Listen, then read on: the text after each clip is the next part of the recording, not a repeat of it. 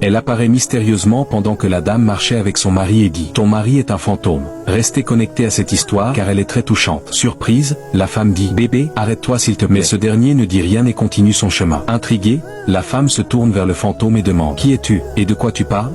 La femme fantôme lui répond calmement « Moi aussi, je suis un fantôme. Nous étions tous les deux mariés et nous avons eu un accident dans lequel nous avons perdu la vie. » Choquée, la femme rétorque « Tu as quel problème? Tu es malade? Tu veux me faire croire que mon mari, que tu viens de voir passer, est un fantôme? Fais attention, sinon je t'envoie à la police. » Le fantôme lui tend alors un bracelet mystique et dit « Si tu ne me crois pas, touche ton mari avec ce bracelet lorsque tu seras près de lui. Tu verras la vérité de tes propres yeux. » Toujours confuse, la femme répond « Mais quel est ton problème? Cela fait 6 ans que je suis mariée avec lui.